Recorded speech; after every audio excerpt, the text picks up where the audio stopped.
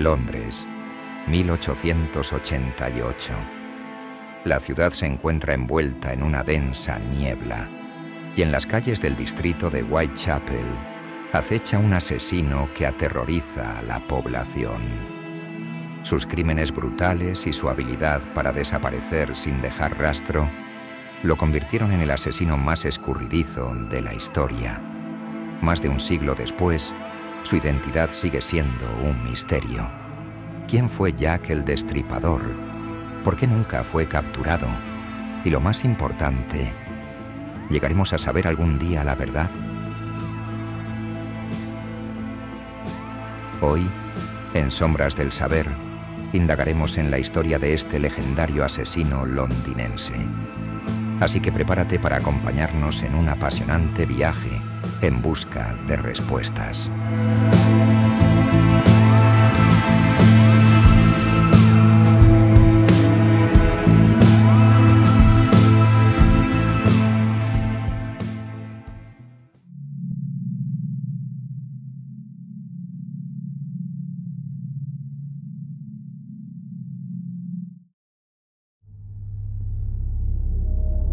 Para entender la magnitud del terror que Jack el Destripador sembró en Londres, es esencial comprender el contexto del Whitechapel de finales del siglo XIX. Era un barrio abarrotado, lleno de pobreza extrema, prostitución y criminalidad. La vida era dura y la violencia era parte del día a día. Entre agosto y noviembre de 1888, al menos 5 mujeres fueron brutalmente asesinadas en este distrito. Estas víctimas, conocidas como las 5 canónicas, fueron atacadas de manera sistemática, con heridas precisas y escalofriantes. La madrugada del 31 de agosto de 1888, Whitechapel aún dormía, sumida en la oscuridad y la miseria de sus calles. Marianne Nichols, de 43 años, caminaba tambaleante por Bucks Row. Había sido vista horas antes, aparentemente ebria, y asegurando que aún tenía dinero para pagar su alojamiento esa noche. Pero la vida en Whitechapel era dura, y no siempre se podía confiar en la fortuna. Poco antes de las 4 de la mañana, su cuerpo fue descubierto por un cochero. Estaba tendida sobre la acera, su vestido levantado hasta la cintura. Al iluminar la escena con una linterna, el horror se reveló. Su garganta había sido cortada con una precisión aterradora. No solo eso, su abdomen había sido abierto con un cuchillo afilado. Era un acto de violencia extrema, pero no sería el último. Una semana después del primer asesinato, el terror volvió a sacudir Whitechapel. La mañana del 8 de septiembre, Annie Chapman fue encontrada en el patio trasero del número 29 de Hanbury Street. Su cuerpo yacía entre los escalones de la casa y la cerca de madera, en una posición inquietante. La escena era aún más espantosa que la anterior. Su garganta había sido cortada de oreja a oreja, y su abdomen estaba completamente abierto. Y no solo eso, alguien había extraído su útero. La precisión del corte sugería que el asesino tenía conocimientos anatómicos avanzados. ¿Podía tratarse de un cirujano? ¿O simplemente alguien con una morbosa fascinación por la mutilación? El 30 de septiembre, la llamada Noche del Doble Evento, dejó a Whitechapel en un estado de pánico absoluto. Elizabeth Stride fue la primera víctima de esa noche. Cerca de la 1 de la madrugada, su cuerpo fue descubierto en Dudfields Yard, en Berner Street. A diferencia de las víctimas anteriores, Stride solo tenía un corte en la garganta y su cuerpo no había sido mutilado. Esto generó una hipótesis. Fue interrumpido el asesino. Algunos testigos afirmaron haber visto a un hombre con ella momentos antes de su muerte. Pero si alguien lo sorprendió, Eso significaba que aún estaba por cometer otro asesinato esa misma noche. Apenas 45 minutos después del asesinato de Elizabeth Stride, otro cuerpo apareció en Mitre Square. Esta vez, la brutalidad del crimen dejó claro que el asesino había compensado la interrupción anterior. Catherine Eddowes fue encontrada con el rostro completamente desfigurado. Cortes profundos en las mejillas y la nariz. Sus párpados parcialmente removidos.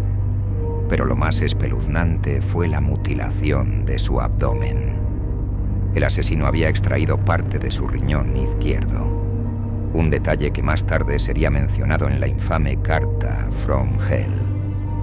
¿Era una macabra firma o un mensaje que la policía nunca logró descifrar? Si los asesinatos anteriores habían sido horribles, el de Mary Jane Kelly fue el más aterrador de todos. Fue la única víctima asesinada en un lugar cerrado, su propia habitación en Miller's Court. Cuando la policía forzó la puerta, la escena era indescriptible. El cuerpo de Mary Jane Kelly estaba completamente desfigurado. Su rostro había sido destruido por múltiples cortes y su cuerpo estaba tan mutilado que apenas se podía reconocer su forma. Sus órganos habían sido esparcidos por la habitación y su corazón había desaparecido. ¿Lo tomó el asesino como un trofeo o fue algún tipo de ritual macabro? Con este crimen, Jack el Destripador desapareció sin dejar rastro. No hubo más asesinatos atribuidos a él con certeza, pero su leyenda apenas comenzaba. ¿Quién era realmente? ¿Por qué cesaron los crímenes después de Mary Jane Kelly? Y lo más inquietante, ¿se llevó su verdadera identidad a la tumba o la historia aún nos oculta la respuesta?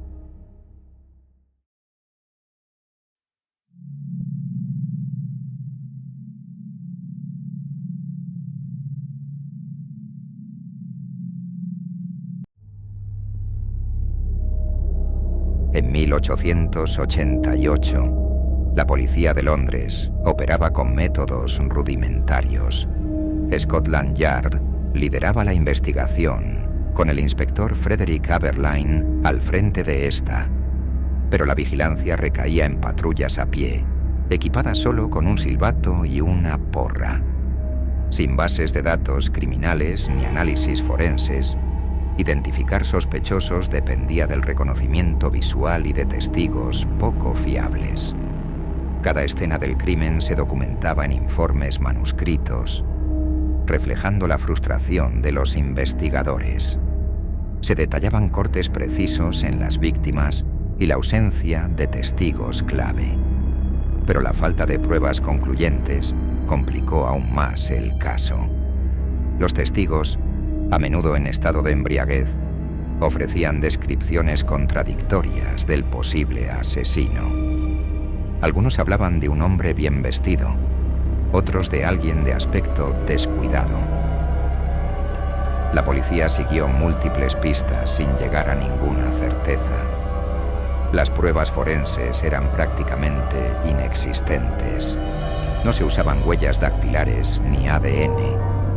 En algunos casos, la multitud y la prensa contaminaron las escenas del crimen, y en el de Catherine Eddowes, fue la misma policía quien ordenó borrar un mensaje en una pared por temor a incitar disturbios antisemitas, perdiendo una posible pista clave. Con cada asesinato, la presión sobre Scotland Yard aumentaba.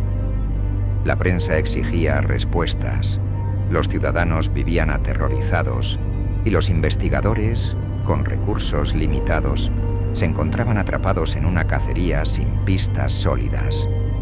A pesar de los esfuerzos del inspector Frederick Aberline y su equipo, el destripador desapareció sin dejar rastro, convirtiéndose en el mayor misterio sin resolver de la criminología.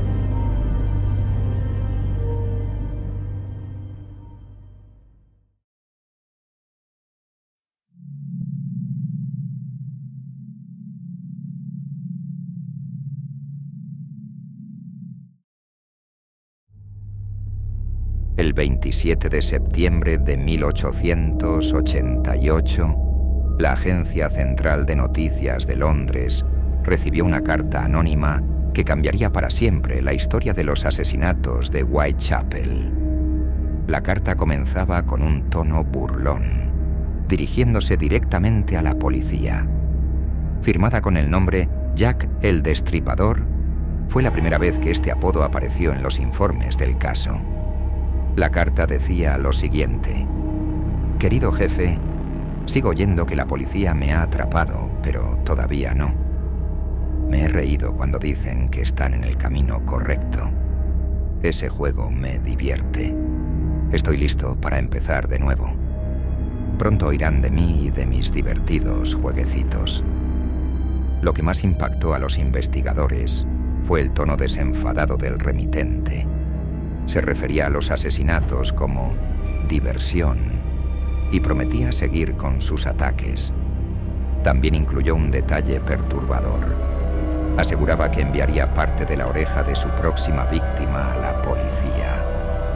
Aunque algunos investigadores creyeron que era un engaño, esta carta dio nombre a uno de los asesinos más infames de la historia.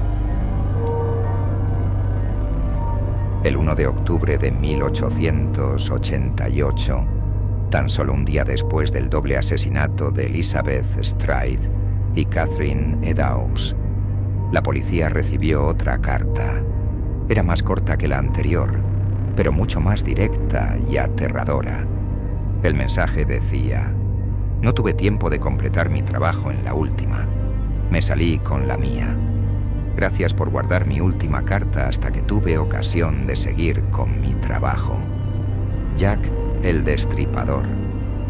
Este mensaje llevó a la policía a considerar que el asesino estaba pendiente de la cobertura de sus crímenes en los medios. ¿Era realmente él quien enviaba estas cartas?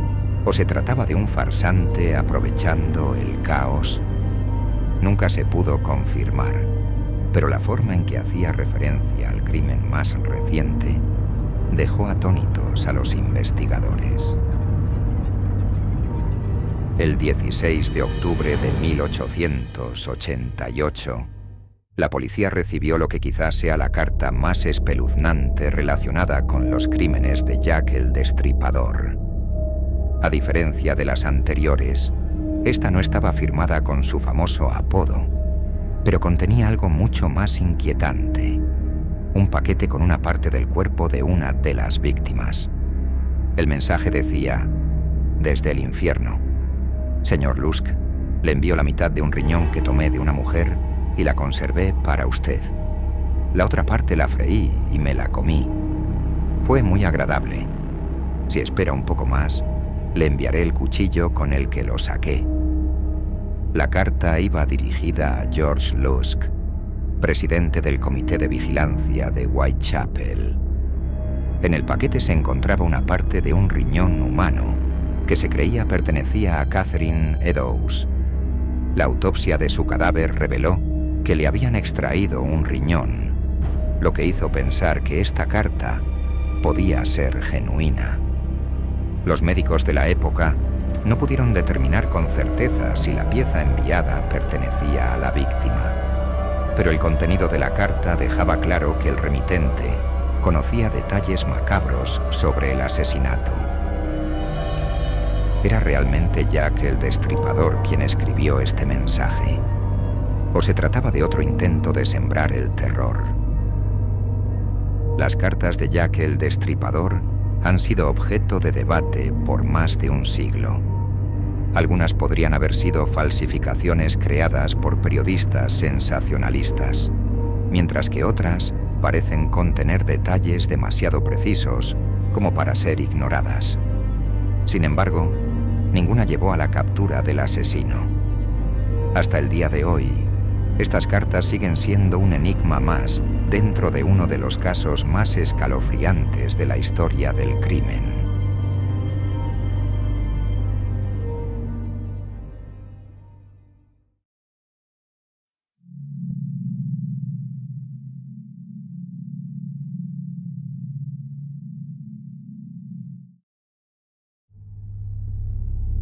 Desde médicos y carniceros hasta aristócratas y artistas, la lista de sospechosos en el caso de Jack el Destripador es extensa.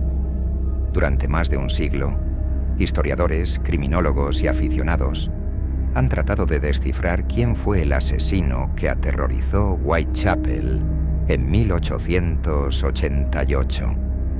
A continuación, exploraremos los principales sospechosos y analizaremos las evidencias en su contra.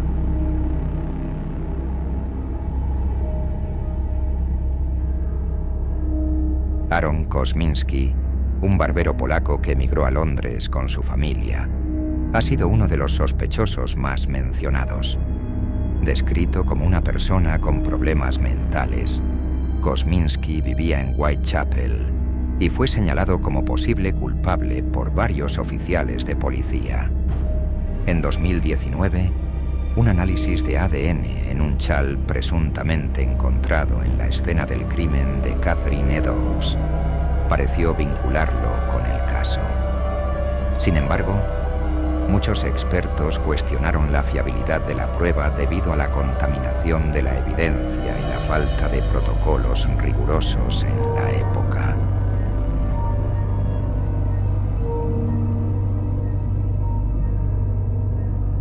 Montagu Druid era un abogado de buena posición y maestro de escuela. Provenía de una familia acomodada y tenía educación universitaria. Sin embargo, Druid sufría de una enfermedad mental hereditaria. Muchos lo definían como una persona con tendencias violentas y problemas mentales, y hasta su propia familia lo consideraba peligroso. Pero lo que lo convirtió en sospechoso fue el hecho de que se suicidó en diciembre de 1888, poco después del último asesinato atribuido a Jack el Destripador. Algunos investigadores de la época lo consideraban un fuerte candidato, argumentando que su muerte pudo haber marcado el final de los crímenes. Sin embargo, no había pruebas directas que lo vincularan con los asesinatos, lo que deja abierta la posibilidad de que haya sido una simple coincidencia.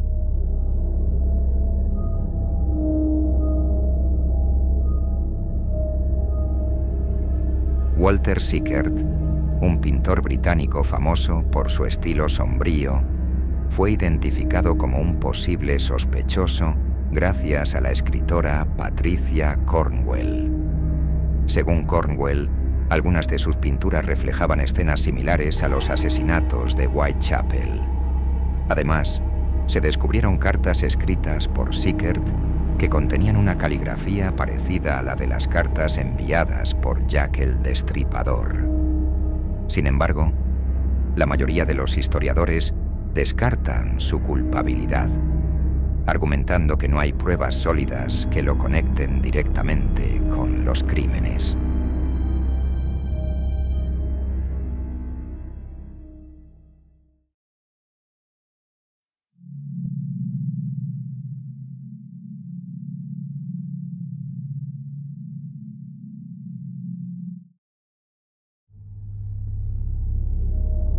Desde el primer asesinato en Whitechapel, la identidad de Jack el Destripador ha sido objeto de incontables especulaciones. A medida que la investigación se estancaba, surgieron múltiples teorías para tratar de explicar quién era el asesino y qué lo motivaba. Algunas hipótesis parecen plausibles, mientras que otras se adentran en el terreno de la conspiración. Analicemos las más impactantes. Una de las primeras teorías que surgió en la investigación fue que el destripador debía tener conocimientos médicos avanzados. La precisión de los cortes en las víctimas sugería que el asesino sabía exactamente dónde y cómo mutilar los cuerpos. Algunos investigadores apuntaron a médicos o cirujanos de la época, sugiriendo que podría haber sido alguien con acceso a cadáveres para practicar sus macabras habilidades. Incluso se llegó a especular que algún doctor frustrado por la pobreza y la decadencia del barrio pudo haber decidido experimentar con sus víctimas. Otra teoría sugiere que Jack el Destripador no actuó solo. La facilidad con la que se movía por Whitechapel sin ser detectado, su aparente conocimiento de la distribución de las calles y la rapidez con la que desaparecía tras cada crimen han llevado a algunos a creer que contaba con cómplices. Pero si realmente recibió ayuda, ¿quién podría haberlo protegido? Algunos investigadores han señalado que ciertos errores cometidos por la policía parecen demasiado convenientes, lo que ha dado lugar a especulaciones sobre una posible colaboración o encubrimiento. Uno de los hechos más controversiales es la decisión de borrar el mensaje de Goulston Street, encontrado cerca de la escena del crimen de Catherine Eddowes. Mientras que la versión oficial sostiene que se eliminó para evitar disturbios antisemitas, algunos creen que este mensaje pudo haber sido una pista clave, una prueba que vinculaba al asesino con una identidad concreta. ¿Por qué la policía no dejó que se documentara antes de destruirlo? ¿Era realmente un mensaje peligroso? ¿O alguien dentro de la institución quería ocultarlo? La teoría de que Jack el Destripador no actuó solo sigue viva en algunas investigaciones, y para muchos, la posibilidad de una conspiración interna sigue siendo uno de los aspectos más inquietantes del caso. Algunos historiadores creen que los asesinatos de Whitechapel no fueron obra de un asesino en solitario, sino el resultado de una conspiración bien orquestada. Según esta hipótesis, los crímenes podrían haber sido utilizados como una distracción o incluso una limpieza social de mujeres consideradas indeseables. ¿Era Jack el Destripador un asesino contratado por alguien con más poder? ¿O se trataba de un intento por desviar la atención de otros problemas políticos y sociales en Londres? Sin pruebas concluyentes, esta teoría sigue siendo un misterio. Una de las teorías más populares y controvertidas es la que vincula a Jack el Destripador con la familia real británica. Según esta versión, el príncipe Alberto Víctor, nieto de la reina Victoria, pudo haber estado involucrado en los crímenes, o al menos haberlos motivado indirectamente. Algunos teóricos afirman que el príncipe tuvo una relación con una mujer de Whitechapel y que los asesinatos fueron cometidos para ocultar un escándalo. Otras versiones sugieren que la masonería estuvo involucrada, ayudando a encubrir el crimen para proteger la reputación de la realeza. Sin embargo, no existen pruebas sólidas que respalden esta teoría, y la mayoría de los historiadores la consideran improbable. Por último, existe la posibilidad de que Jack el Destripador no fuera una sola persona, sino varias. La diferencia en el nivel de brutalidad de los asesinatos, la evolución del modus operandi y la falta de una firma clara han llevado a algunos investigadores a creer que los crímenes pudieron haber sido cometidos por distintos asesinos con estilos similares. Si esta hipótesis fuera cierta, explicaría por qué las pistas nunca parecían llevar a un solo culpable. ¿Fue Jack el Destripador un asesino solitario o una serie de asesinos aprovechando el miedo de Whitechapel para encubrir sus propios crímenes?